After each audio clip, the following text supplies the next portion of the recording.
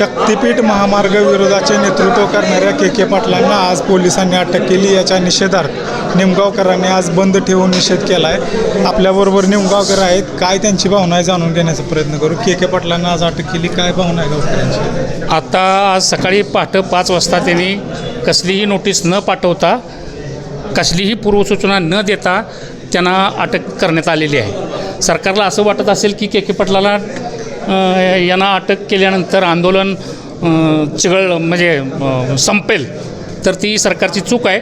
आम्ही उद्याला सकाळी मोजणी येणार आहे असं आम्हाला कळलं आहे। आम्ही सकाळी 6 वाजल्यापासून इथं थांबणार आहे। शेकडोच्या संख्येनं आम्ही स्वतःला अटक करून घेणार आहे।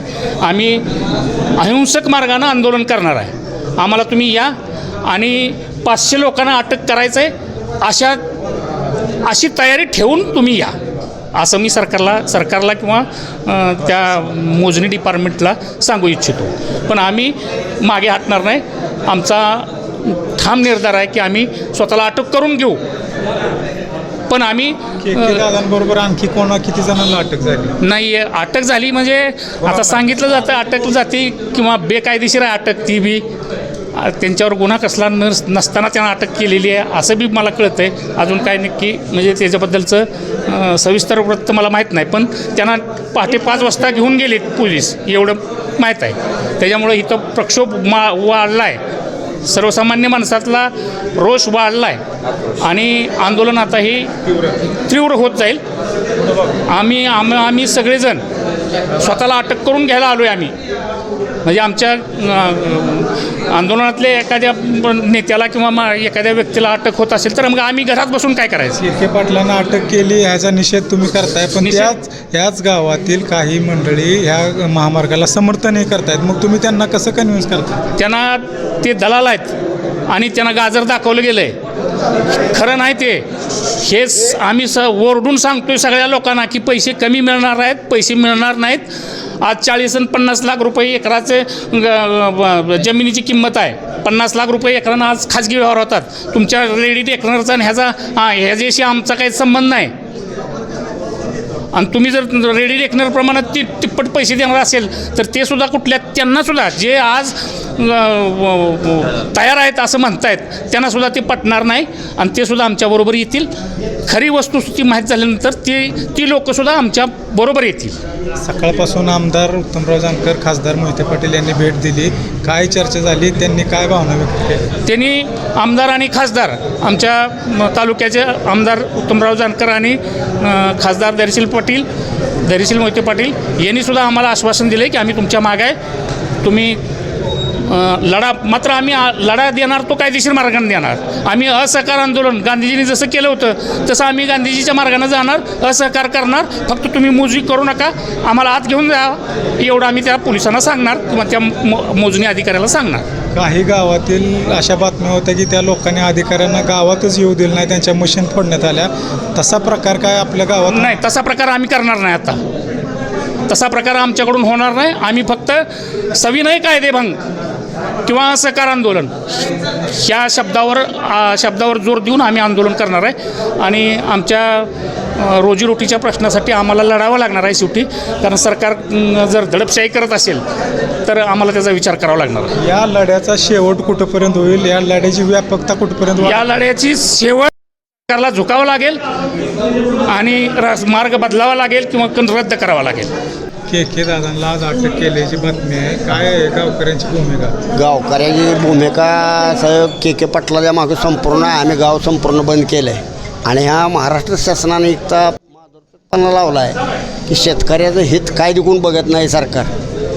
खेड्यापाड्याने रस्ते नाही तर ते कराय की आता तुम्हाला गोव्याला जायला रस्ता येतं आणि ह्यात रस्ते कशाला घालताय? बरं, ह्या रस्त्याची मागणी नाही, मागणी असली तरी ठीक आहे, रस्त्याची मागणी नाही काय नाही, तुम्ही विनाकारण का शेतकरी मातीत घालताय?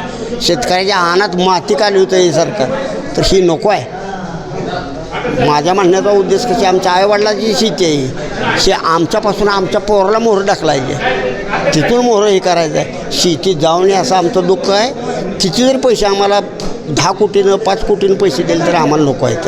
पण तुम्हाला असं वाटतंय, बाकीच्यांना वाटतंय की पैसे मिळावं. अजिबात ती काय असतील की तशी बी काय असतील की ज्याला पैसे पाहिजे तर त्यातला आम्ही नाही. आमचा जे हे आहे आम्ही संघर्ष केस नेहमी करणार आहे ह्याचा. आम्हाला अटक करू द्या. आम्हाला परवा अटक केली तीच माड्यात 30-35 जणांना आम्हाला अटक केली ती. संध्याकाळी 12 वाजता आम्हाला सोडलं. तसं आज केक्याला सोडलं, अटक केली.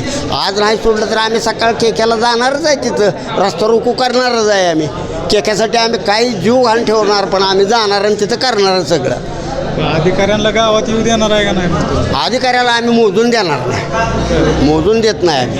आमच्या बाया पोराच आम्ही तिथं उतरणार, मोजून देणार. ह्या मोजणीचं काय असं तसं आहे म्हणते ते, पण जी समक्ष मोजणार आहे ती खालनं ते आम्ही मोजून देत नाही. आमच्या बाया पोरं आम्हाला गोळ्या घातल्या तर चालेल, पण आम्ही मोजून देत नाही. सरकारचं डोहाळ पूर्ण करण्यासाठी प्रशासकीय अधिकारी वेटीस धरून सरकारच्या हे योजना आहेत ती पूर्ण करण्याचं काम मुख्यमंत्री आणि अधिकारी लोक करत आहेत. त्यामुळं या सरकारचा आम्ही पहिल्याजूट निषेध करतो आहे. आणि आज पूर्ण निमगाव गाव किंवा शक्तिपीठ महामार्गातील सर्व जी बाधित गावं आहेत त्या गावांचा विरोधच आहे. आणि ते विरोध असताना देखील सरकार शेतकऱ्यांना झुगारून तो रस्ता काढण्याचा प्रयत्न करत आहे. तर शेतकऱ्याच्या हिताचा निर्णय न घेता ते शेतकऱ्यावर अन्याय करत आहेत. त्यामुळं सरकारनं जे ठरवलं आहे की आम्ही काय जरी केलं तरी शक्तिपीठ महामार्ग करणारच, परंतु तेवढाच विरोध शेतकऱ्यांचा आहे. त्यामुळं शेतकऱ्यांना सरकारचं जे डोहाळ लागलेलं आहे शक्तिपीठ महामार्गाचं, ते डोहाळ पूर्ण करण्याचं काम प्रशासकीय अधिकारी करत आहेत. आणि ते आम्ही कधीच शेतकरी म्हणून आम्ही होऊ देणार नाही. आज के पाटलांना अटक केली चर्चा आहे, तर ही अशा प्रकारची अटक इतरांना होऊ शकते. मग त्या संदर्भात काय भूमिका असते? शेतकरी म्हणून कुणालाही अटक होऊ द्या, के पाटलाला होऊ द्या, अजित बोरकरला अटक होऊ द्या, कुणालाही झालं तर प्रत्येक शेतकरी त्यांच्या पाठीमागं आणि गावोच्या गावं त्यांच्या पाठीमागं उभा राहणार आहेत. कारण शेतकऱ्यांना माहीत आहे की आज आपली रोजीरोटी जर गेली तर कायमस्वरूपीची जाणार आहे. आपण देशोधडीला लागणार आहे. आपल्या वाडवडिलांनी आजापंजांनी जी जमिनी कमवून ठेवली ते आपल्याला त्या जमिनी पुन्हा कधीही आपल्याला मिळणार नाहीत आणि ती कायमस्वरूपी बाधित होणार आहेत. त्यामुळे के पाटील असतील किंवा अजित बोरकर असतील यांना अटक जरी झाली आणि उद्या गावातील अनेक शेतकऱ्यांना अटक झाली तरी त्या अटकेसंघ आम्ही सगळीच संघ राहणार आहे. आणि त्यांनी काही अटक करू द्या, काही करू द्या, कायदेशीर मार्गानं आम्ही तो लढा लढतच राहणार आहे जोपर्यंत शक्तिपीठ महामार्ग कॅन्सल होत नाही तोपर्यंत.